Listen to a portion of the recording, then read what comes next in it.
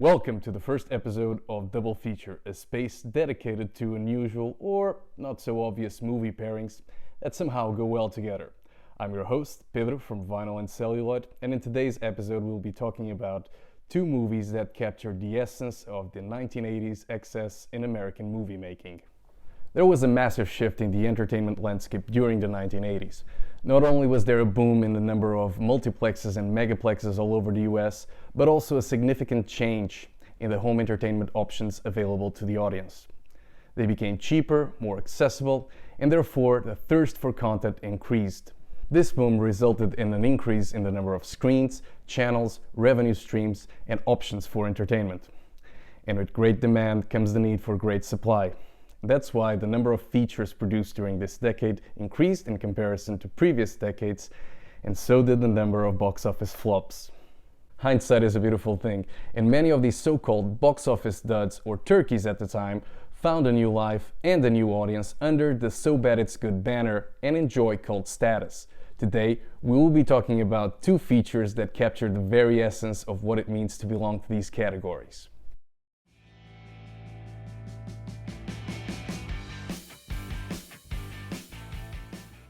While we're waiting for the release of Top Gun Maverick, there's no better time to revisit or explore for the first time one of the 1980s most criminally underrated and underseen gems, Iron Eagle. At first, this 1986 feature may seem a lot like a Top Gun ripoff. I mean, there are dogfights, excessive aerial footage, a kick-ass soundtrack, and enough explosions and military salutes to comprise a Michael Bay wet dream. In reality, Iron Eagle isn't really a ripoff of the Tom Cruise movie. It was greenlit and produced way before Top Gun and actually premiered 5 or 6 months before Top Gun in January 1986. It also shares a plot, themes, and a story that are much more aligned with 1985's Red Dawn and, say, 1983's War Games. So yeah, it really is somewhat original. But if you don't believe me, let's take a look at the story. When pilot Ted Masters is shot down by a North African communist regime during an overseas recon mission, the US State Department resorts to weak negotiation and diplomacy tactics that don't amount to a hill of beans. It's up to his Air Force brat son, Doug Masters, an Air Force rejected applicant played by Jason Gedrick, to team up with Vietnam veteran Chappie, played by Academy Award winner Louis Gossett Jr., and open up a can of whoop-ass and ultimately get things done. In many ways, Iron Eagle is the kind of movie that they just don't make anymore. It's a tribute to the American can-do spirit and an Ayn Rand kind of celebration of individual motivation and achievement. Check out this next clip to see what I'm talking about. The Air Force will kick ass if they do. Yeah, like in Iran, right? Oh, no, that was different. Mr. Peanut was in charge back then. Now we got this guy in the Oval Office who don't take shit from no gimpy little countries. Why you think they call him Ronnie Reagan? Youth praising a Republican president? Only in movies, right? Also, The Adventures of Ronnie Reagan is the kind of Marvel movie I would actually pay to see. Disney, make it happen. The movie jumps into action faster than you can say military-industrial complex. And you know, with great action comes great responsibility. Sadly, the director, Sidney J. Furie, didn't follow this principle, and the goofs start pouring in from the get-go. Just look at this bit that features a race between Masters and his nano-antagonist, Notcher, featuring a Cessna and a dirt bike. Apparently, Masters didn't want to win, since he reduces the speed at the very end by putting the flaps down. What a sport.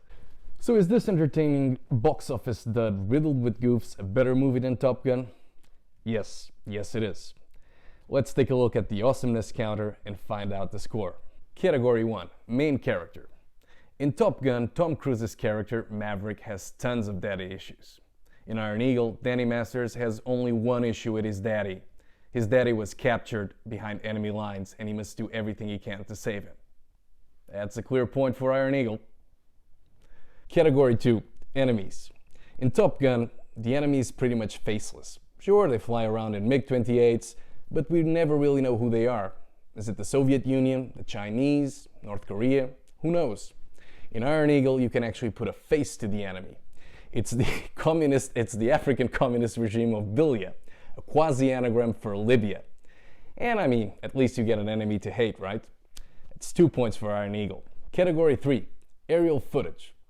Both films have copious amount of aerial footage, but yeah, Top Gun takes the lead on this one. I guess it has to do with the movie having a higher budget. So that's 1 point for Top Gun. Category 4, audiences wasted time. Let me ask you a simple question. Would you rather spend time watching a pointless beach volleyball game or a group of ragtag 30-something teens duping the military? Yeah, I thought so. That's another point for Iron Eagle. Category 5, the last one and in my opinion the most important. Soundtrack. Sure, Top Gun includes an iconic original score by composer Harold Faltermeyer and even some good songs by Kenny Loggins and Cheap Trick.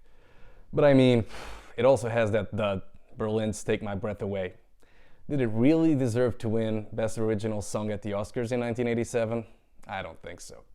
Iron Eagle, on the other hand, boasts an eclectic selection of themes comprised by Twisted Sister, Helix, James Brown, Tina Turner, the efforts to destroy enemy targets and unite the world under one vision by Queen, and of course, the biggest military salute by the most underrated AOR act of the 1980s, Never Say Die, Iron Eagle by King Cobra.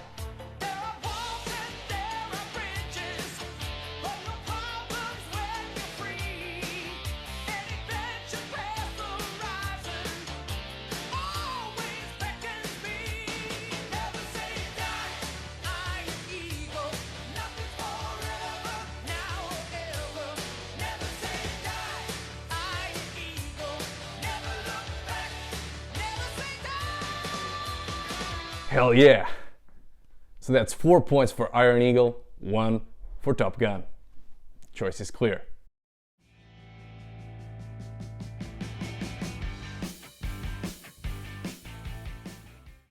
Apparently 1986 was fertile ground for average or not so good movies, because today's second choice was also released in that year. I'm talking about the Kevin Bacon follow-up to Footloose, Quicksilver. I think Quicksilver should be mandatory watch at every film school, and actually to everyone who ever wanted to write, direct, produce, or even act in a movie. Because if this got done, what's stopping your movie from happening? Probably not enough belief in marching powder. Bacon went on to describe this movie as the lowest point in his career. But is this judgment accurate? Yes. Yes, it is. We are introduced to Jack Casey, a young hotshot stockbroker sporting a dubious mustache who loses $4 million on a bad trade. We never really understand what happened, but it is hinted that Casey held $4 million worth of options on an asset target for a buyout that never happened. The vague situation works both as a sympathy vehicle for the character and reinforcement of the stock market bad notion.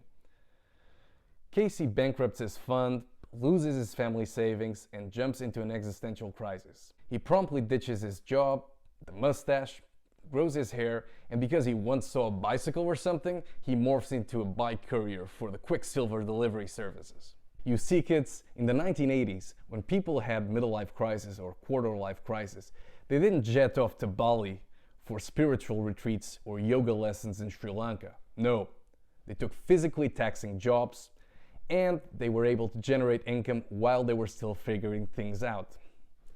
I miss the 80s. There's also a large subplot concerning drug dealers, stereotypical performances by Jamie Gertz and Lawrence Fishburne, who plays the angry black man cliché, and also Jack Casey's traditional search for redemption. It appears that even after losing $4 million, there are still people who want to be in business with him. Very inspirational. This movie also holds the distinction of being the only movie shot in Hollywood using the 4D technique. Because in every other scene there appears to be an invisible hand that just slaps you around and reminds you that life is precious and you're wasting your time watching this movie. Some of the most incredible sequences in this film include a bike race that takes place in Los Angeles, New York, and San Francisco at the same time. Forget acting, Kevin Bacon and Lawrence Fishburne should have been preparing for the 1988 Seoul Olympics. But the movie's biggest highlight is the original title track, composed by Giorgio Moroder and sang by The Who's very own Roger Daltrey. The lyrics go a little something like this.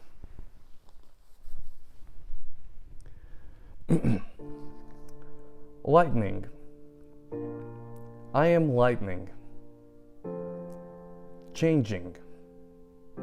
I am trading these chains for wings, for wings. Beautiful. Now, I'm no cycling expert, but I believe you cannot ride a bike without chains. Also, the going price for chains is way higher than the retail price for wings, so it's kind of lose-lose situation. Still, Quiksilver merits a viewing. Because if you are part of the large majority of people that was ever annoyed by a cyclist, if you ever wanted to trade a highly stressful job for a low responsibility gig, or if you just lost money with Peloton, you'll find something relatable and refreshing in Kevin Bacon's tale of riches to rags. So whether you're studying for the big exam, preparing for the big presentation, or you're looking for the motivational boost that Instagram just no longer delivers, Quiksilver and Iron Eagle are the picks for you. Once again, I'm Pedro from Vinyl and Celluloid. These are my recommendations. Thanks for watching.